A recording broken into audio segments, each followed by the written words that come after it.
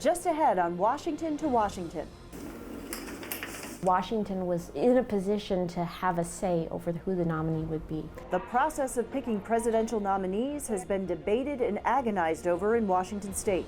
You have to be willing to go to a meeting and argue. Secondly, you have to argue with your neighbors. And third, you have to argue with your neighbors about politics. Washington was a caucus state for years. The caucuses were being used. The primary was a beauty contest. This year, the presidential primary became the decider here, and the primary date was moved up to early March. Washington's voice is going to be heard. And in the nation's capital, preparing for the worst. You can't just flip a switch and all of a sudden everybody can do vote by mail. The scramble to figure out how to make sure voters will be able to safely cast their ballot this fall. Whether you do the vote by mail or whether they're trying to adapt their polling sites or trying to implement all the various safety guidelines, you need the money. And how to hold the November election is one thing, paying for it is another. How much it may cost to expand access to mail-in voting. From the capital of Washington state to the capital of the United States, this is Washington to Washington.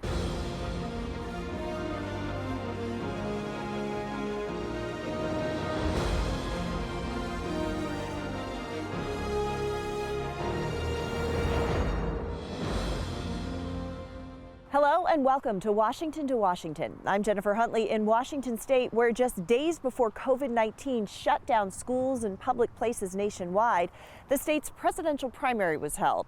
This was the first time in this state when both Republican and Democratic presidential candidates were chosen by primary and not caucus. And I'm Tammy Thueringer in Washington, D.C. Washington state held its primary right before the coronavirus outbreak started shutting down the country. Several other states were forced to postpone theirs. Now, here in the nation's capital and across the country, officials are scrambling to figure out how to make sure voters can safely cast their ballots in November. That's right, Tammy. So much is up in the air regarding this new way of life, and the election is certainly not immune to impacts. We spoke recently with Washington state's Republican and Democratic Party chairs over Zoom to get a sense of how COVID-19 has shifted party plans in Washington state, despite voters already having chosen party nominees. Would you have ever imagined being 7 months from a presidential election and it isn't really in the news, and there's no campaigning going on, just the situation that we're in right now? Well, it is totally unprecedented. So no, I at the beginning of the year, I did have a goal that I wanted to spend more time with my wife and kids.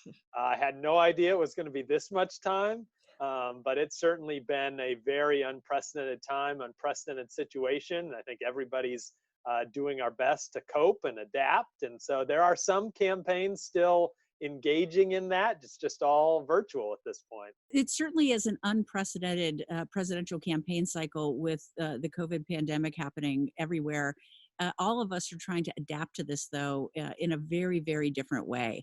I think what you have seen in terms of traditional sort of news about a presidential candidates has gone by the wayside as we care about health issues. And for us here in Washington state, we've really made a 180-degree pivot from sort of the traditional door-knocking campaigns to using cell phones and texting and phone banking and so many other ways to check in on people, first of all, and second of all, ask them, what they're most interested in terms of issues moving forward. And as you can probably suspect, it's healthcare and it's the economy. And when you see how other states are dealing with primaries now, Wisconsin comes to mind, are you feeling like we got lucky? Basically down to the wire, our primary was on March 10th and just before everything shut down. I think we were lucky in two reasons. Number one is we made the switch from a caucus to a primary. So if you remember in 2016, about 230,000 people participated in the Democratic caucus in that presidential year. Well, this year, 2.3 million people voted in the primary election. So I think it was terrific that we were able to do this. The fact that we have mail-in ballots and that you don't have to go to a polling place also helps tremendously. I think that will be the biggest issue, frankly, in the presidential cycle.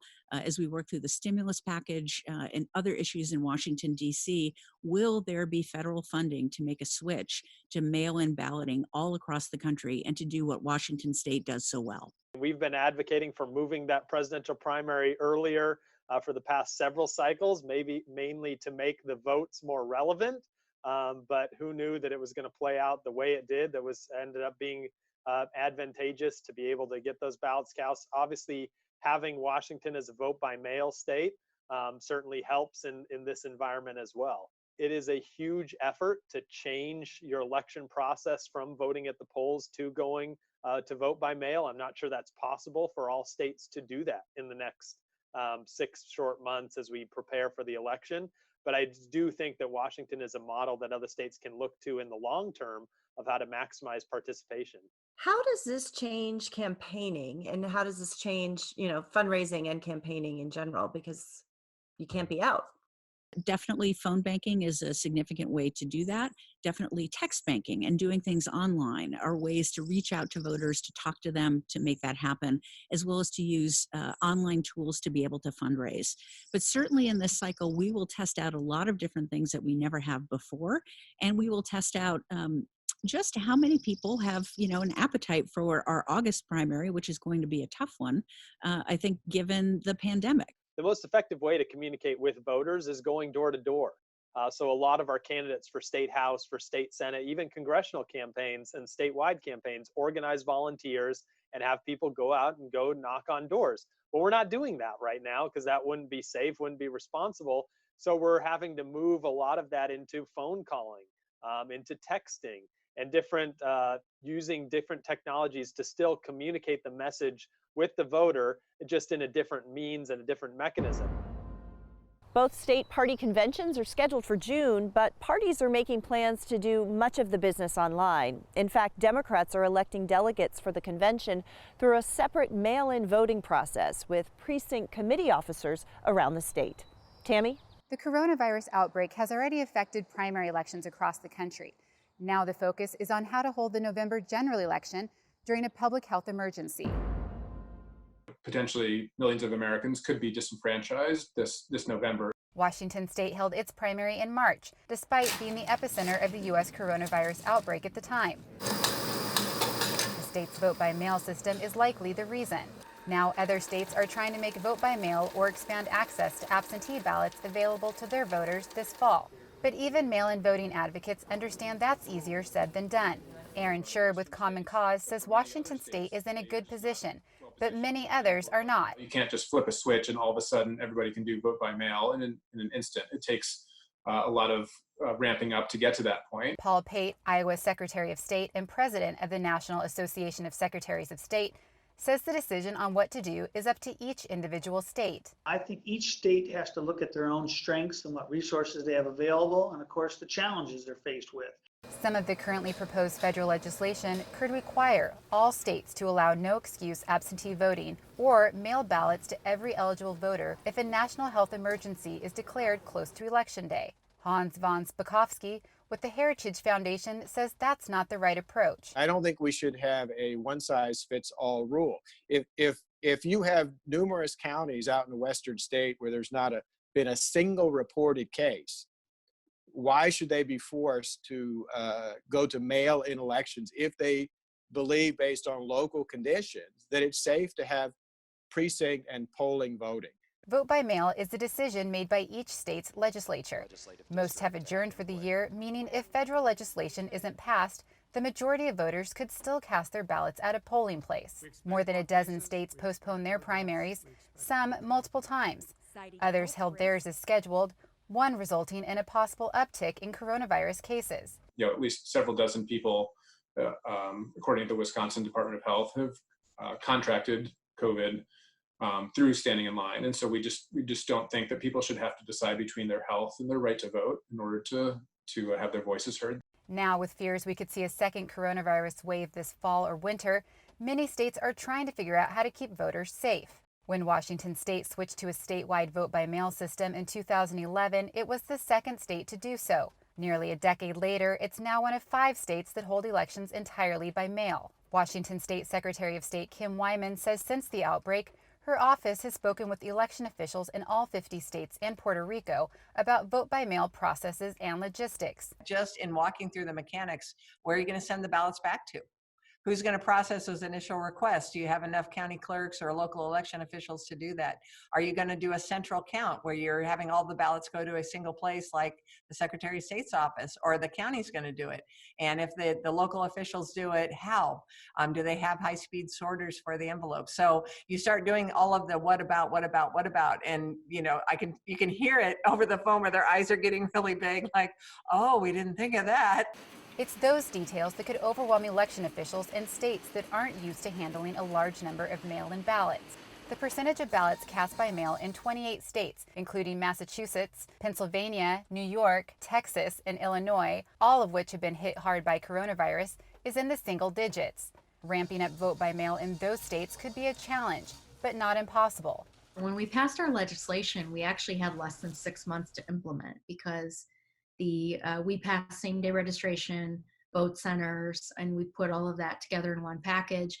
And the legislation was signed in May, and we had our first election in November with ballots going out in October. Amber McReynolds, a former Colorado election official who helped transition the state to all vote by mail 6 years ago, is now CEO of the National Vote at Home Institute and Coalition. When the coronavirus outbreak hit the U.S., her team created a scale-up roadmap outlining how to expand vote by mail. In early March, I started to think about, well, wow, what if a state needs to adjust quickly? How would that look? And so we started writing that and actually had it out the door in about 10 days.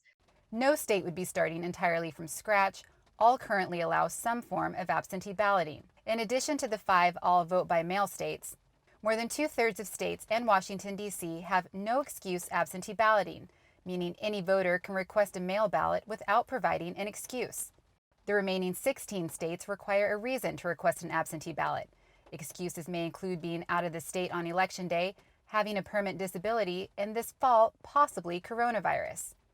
I suspect most election officials will consider it to be a sufficient excuse. But again, a lot of that depends on numbers that we don't know right now, which is, what is the potential infection rate? What is the potential fatality rate? With or without a reason, voters in most states that don't have an all vote by mail system must first request, fill out, and return an absentee ballot application before they can receive a ballot by mail. Having voters have to fill out a form is, kind of provides an additional hurdle or obstacle. And the other problem with that is that can overwhelm local election offices from a data entry perspective. Others say it's a needed step because voter registration rolls are in bad shape. Citing 2018 data filed with the U.S. Election Assistance Commission, Spakowski says that includes Washington state. They had almost 40,000 ballots that were undeliverable. That means that the post office said to them, well, this person who's a registered voter who supposedly lives at this address doesn't actually live here. The challenge won't just be getting ballots to voters, it's also processing them once they're returned. Many of these states that have an excuse for voting or for voting absentee ballots haven't had to deal with this kind of volume, so they don't have even their signatures scanned. So they're going to be looking at pieces of paper and comparing, voter registration forms. McReynolds says making sure voters have confidence when voting by mail is crucial. She explained how a system called Ballot Trace, created by her team at the Denver Elections Division, can help do that. It provides ballot tracking similar to what you would get for a FedEx package or a UPS or a USPS package, where you know where your ballot is at every moment, your ballot packet. And that gives voters confidence in terms of accountability as to where it is. And then on the back end, you get a confirmation when your ballot's been received. More than half of states already provide access to ballot tracking. But concerns about increased absentee voting goes beyond making sure ballots get to and from a voter. The problem with absentee ballots is they are ballots that are voted out of sight and out from under the supervision of election officials.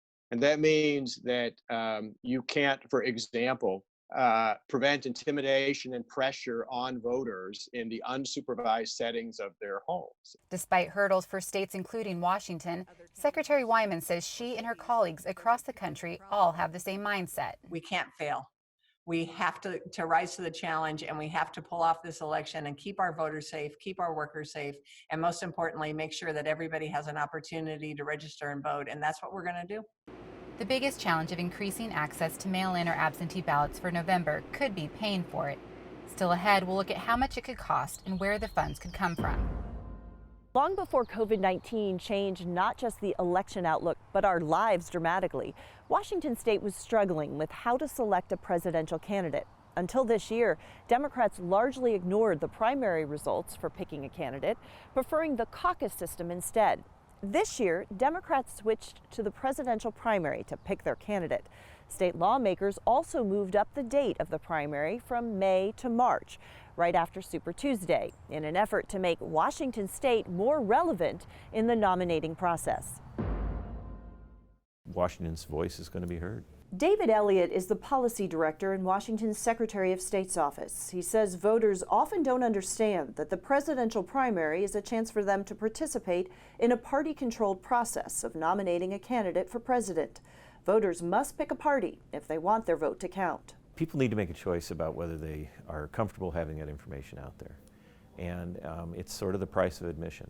The parties have a right that's very strongly established to know who is participating in their candidate selection process. In the past, the state's presidential primary didn't play a big role in picking the candidate. That's because both Democrats and Republicans in our state used caucuses to decide how many delegates would represent each candidate at the national party conventions. In 2016, Republicans shifted to using the primary to choose the party's nominee. This year, the state's Democratic Party followed suit. For the first time in the state's history, both major political parties said they would use the primaries to determine the party's candidate for president. The parties are now welcoming everybody into their process. I know that having to choose a party oath may not feel welcoming, but the fact is that they're saying anybody who wants to participate can, if you're willing to say that you're part of our group. And that's actually a huge expansion in participation opportunity. Another change, moving the primary up from May to March. That move was signed into law by Governor Jay Inslee last year. The Secretary of State's office worked with both political parties to determine the date of March 10th, with the hope that more presidential candidates would visit Washington in advance. Anybody who's traveled to D.C. knows that people forget we're here. And so it's important to get the candidates out here. Our state is so diverse. We're the #1 trade state. We do all kinds of things with agriculture. We have a big nuclear cleanup to do. There's a lot here, and if the national folks don't know it, it doesn't get its attention. In the end, only Bernie Sanders and Elizabeth Warren campaigned here in the weeks leading up to the primary. Coming up, what are the pros and cons of the caucus system versus the primary system? I think in general, our systems of voting have been pretty non-inclusive over the course of American history. A deeper look at the history of how presidential candidates are chosen in our state, just ahead.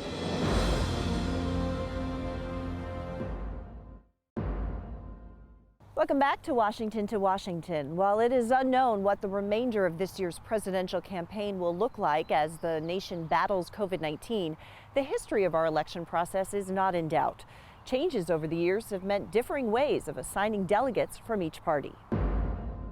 There was a growing recognition in the state that having the caucuses was not actually giving the voice to the people. As a professor in the Department of History and Political Science at St. Martin's University, Dr. Alexis Walker explores issues around American politics, political development, and public policy. She sees Washington's complete switch from caucus to primary this year as a response to growing opposition to caucuses, especially among Democrats. In 2016 was the first time there was a real reckoning about what was happening with caucuses and the issue of such low turnout. And the national party started calling for reforms in 2020 and telling states, if you're going to keep the caucus, we need to do things to make it more inclusive. And many states opted not to. So in 2016, we had 18 caucuses happening. This year, only 4 states chose to continue the caucus method. Walker says getting more people to vote means thinking in terms of costs and benefits. Benefits are what promote voting. So things like having a voice, electing a candidate that you want, that's what's going to push people to turn out to vote. But costs are the challenges of voting. So that's anything from registering to vote, figuring out when the election is happening, how to participate, what are the issues, who are the candidates, what's my position on it, to getting childcare or time off from work, taking the time to actually participate. And the bottom line is, for voters, the benefits of voting need to outweigh the costs for them. So what are the differences in the caucus system versus the primary system? Nationwide, caucuses are older than primaries. They date back to the mid-1700s. A caucus is a system of local gatherings run by each political party. Participants decide which candidates to support and elect delegates for the convention. Caucuses are unique in that they allow participants to openly show support for candidates and convince others at the caucus to join them in backing a candidate. A primary is a statewide voting process in which voters cast ballots for their preferred candidate. The results are used to determine the delegates for each party's convention. Open primaries allow voters to choose a candidate from either party for president. Washington State's presidential primary is a closed primary where voters must register with a party and vote only for a candidate in that party for their vote to be counted. Walker says one advantage with the caucus is the sense of communal democracy, with people coming together to discuss issues related to a candidate. Another advantage is that voters can change their vote after talking with others at a caucus. If you show up to the caucuses and realize, oh, there's not many people here to support my candidate, maybe I'll switch my vote to my second or third choice who clearly has enough people to get a delegate representation. On the other hand, a benefit to the primary is that more people will likely participate.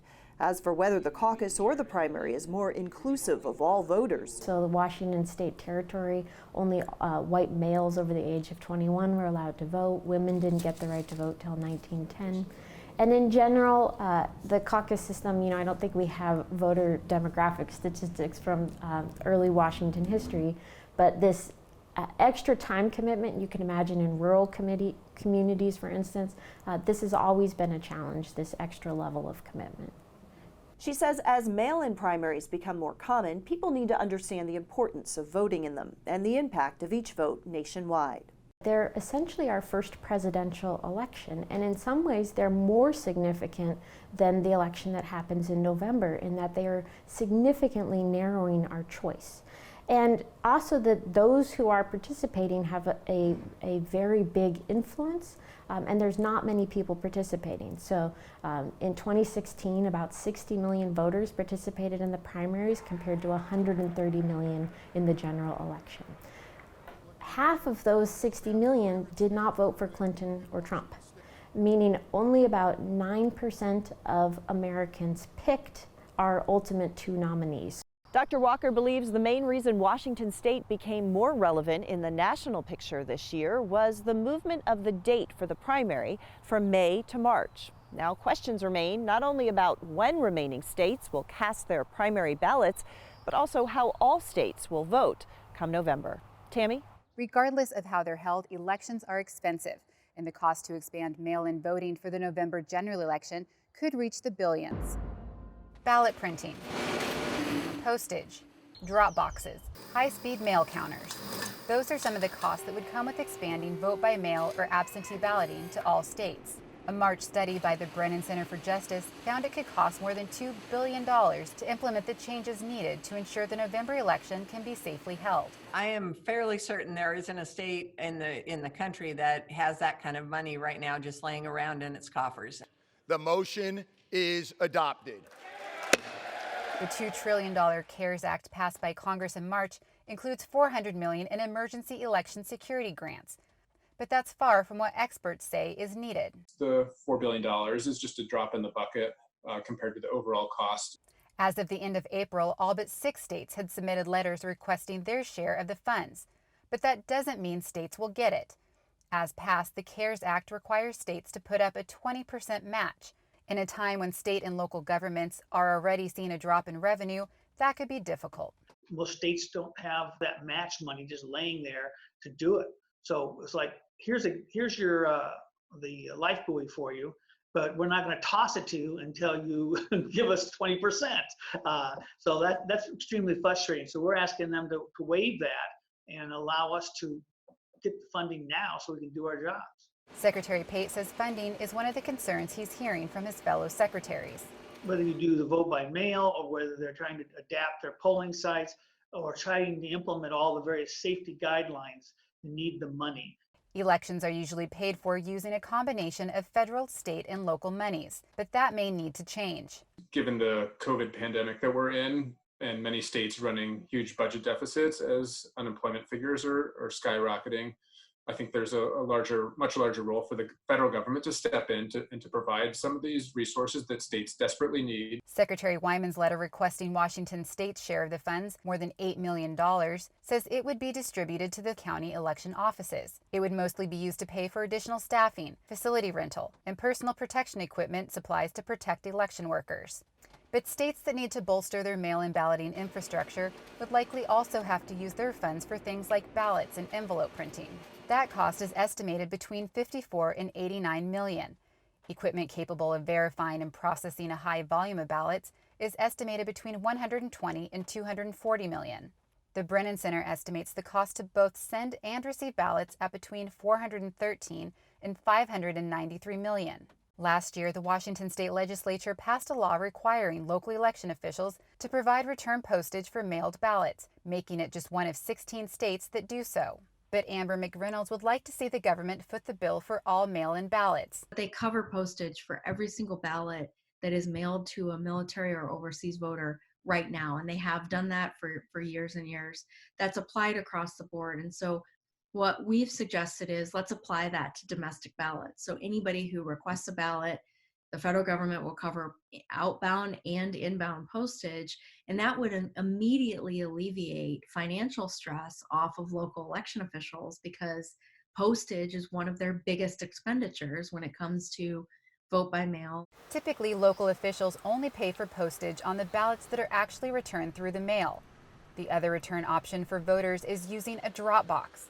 The Brennan Center report estimates the cost to purchase and install secure ballot drop boxes in the states that don't currently have the infrastructure in place at between $82 and $117 million, with an additional $35 to $47 million to operate and maintain them.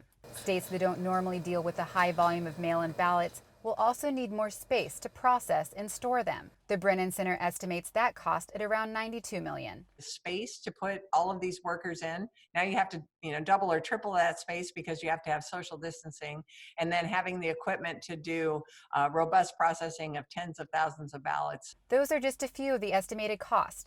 Others include maintaining in-person voting locations, developing and increasing online registration, and educating the public. So what happens if states don't get the funding for the November election they need? Many states have in their constitution that they have to have balanced budgets, which the federal government fortunately does not.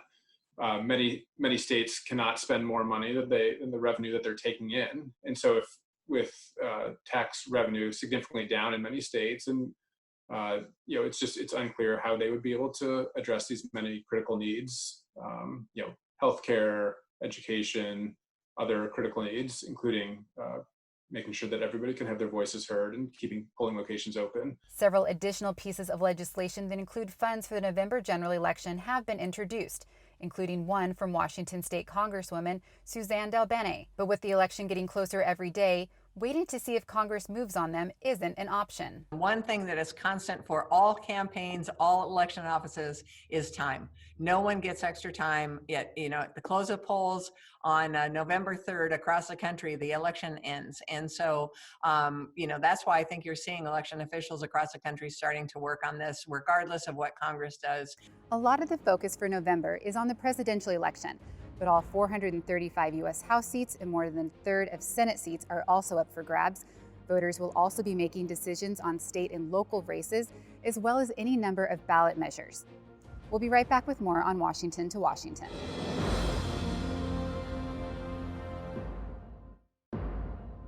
Welcome back to Washington to Washington. So what is it like to have presidential candidates barnstorm the state to campaign for voters? We talked with former Secretary of State Ralph Monroe, a Republican, and former Democratic Party Chair Paul Barron's about the caucus and primary system, the changes in this election, and what it's like to be on the campaign trail with a presidential candidate. The party would probably love to continue to use the caucuses, but the caucuses just grew too big. Former Washington State Democratic Party Chair Paul Barron admits many in the Democratic Party would prefer the caucus system over a primary for deciding candidates for president. But logistically, it didn't make much sense anymore. In 1996, 30,000 people turned out for Democratic caucuses that year. 4 years later, in 2004, 60,000 people turned out. 4 years after that, 90,000 people turned out. And during the Obama years, that grew to over 200,000 people. Barron says there just wasn't enough room in cafeterias and Grange halls to operate the caucuses in the best manner for the public. So why did Democrats hold on to the caucus system for so long in picking their candidate? It was beloved because it was a motivating factor to get people involved. These caucuses offered people who were passionate and had issues a real soapbox to stand up and voice their support for those issues. But Barron acknowledges that a primary is a convenient way for most people to participate. Even so, he says it is still a party-driven process. I think that in our state, again, there's this populist tradition where people feel that they can vote for whomever they want. But that's not really what we're doing here. We're actually conducting a nominating process. Former Secretary of State Ralph Monroe. Republican Ralph Monroe was Washington's Secretary of State back in 1989, when the presidential primary was first created by citizens with an initiative to the legislature. Before that, the state only had a caucus system to elect candidates.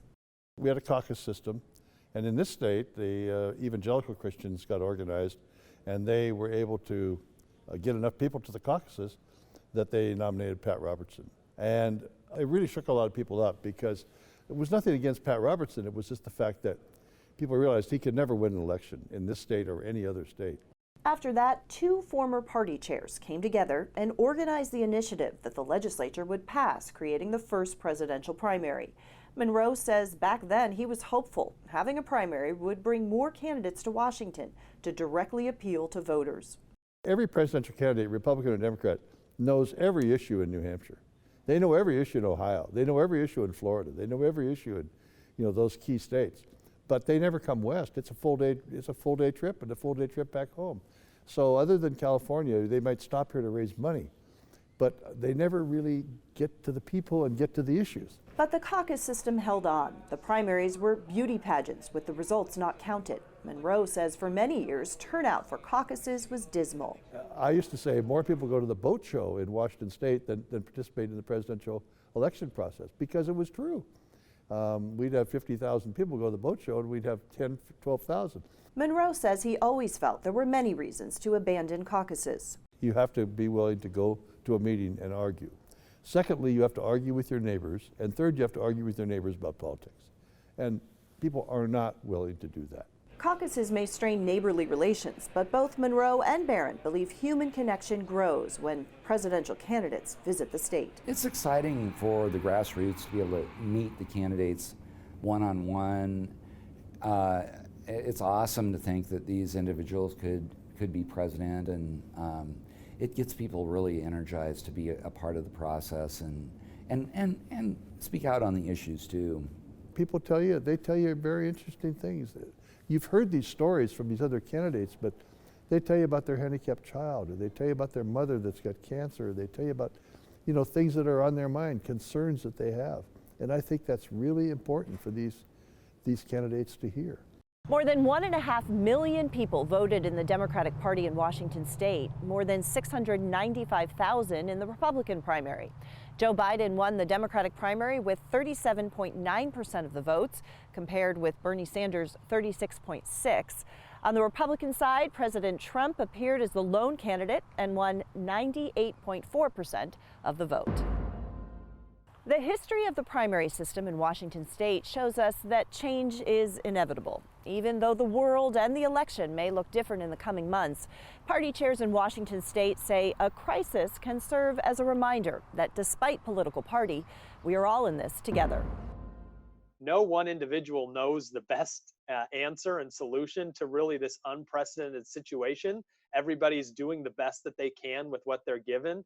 And so we're generally supporting the governor and standing behind him. And then maybe when we differ on certain things like private construction, where public construction is currently allowed in Washington state, but not private construction, that we can point that out and do it in like a friendly, suggestive manner instead of maybe the toxicity that we've seen, unfortunately, from politics too often.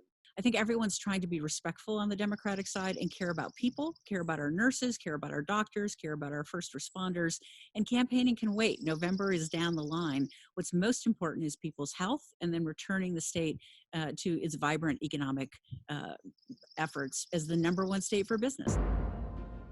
Thank you for joining us for Washington to Washington. We look forward to continuing our focus on the critical issues in this state and talking with the people in both places who are working towards solutions. We welcome your feedback on this episode as well as ideas for future episodes of Washington to Washington. Connect with us on social media at WA2WA and share your thoughts. For now, from Washington, D.C., thank you for watching. And from Washington State, we hope you'll join us next time on Washington to Washington.